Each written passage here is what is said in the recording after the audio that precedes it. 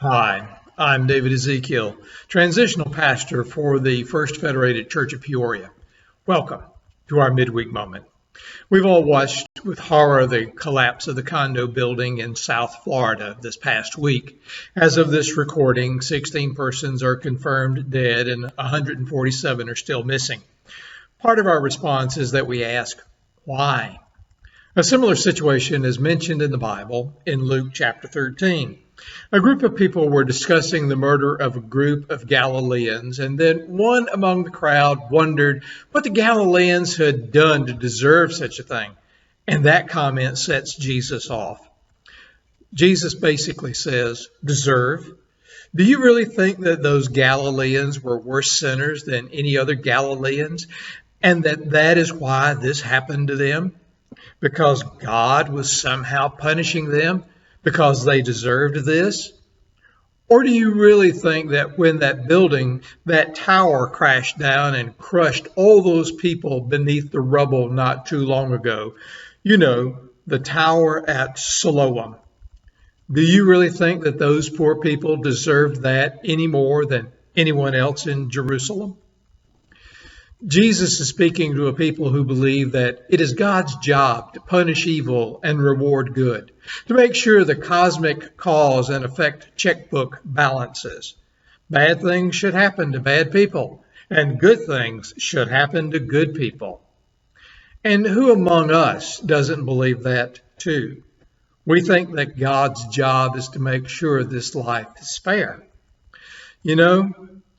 Sometimes we don't believe in God so much as we believe in karma. We think that God is the great impartial moral referee who is just there to enforce the rules, call the fouls, and keep score. But what if God is not an infinite insurance policy guaranteeing that our righteousness will be rewarded? What if instead the reason behind so much of our world's suffering is simply the fact that we live in a world that is somehow fallen, somehow broken, somehow in desperate need of redemption? What if we live in a fallen world that does require us to pray from our bones, "Thy will please be done on earth as it is in heaven"? Still, bad things sometimes happen to unsuspecting people, both good and less good. Sometimes the wicked do prosper while the saint sometimes suffer. At times like this, I think that great Alabama theologian Forrest Gump was right when he said, sometimes manure happens. You can try and make meaning out of it perhaps, but it is still just manure. Jesus in essence asked, do you think they deserved that manure? No, I tell you, no. But Jesus does not stop there. He said, let times like this remind you that we are made for more than this world as it is has to offer. Jesus understood that the manure that happens in a fallen world has one powerful side effect. It creates clarity about what matters. Encountered tragedy tears open a holy space within us where we feel and know the fragility and precariousness of our lives in a fallen world. And when you feel that, Jesus says, it's a moment of truth. It's a reality check.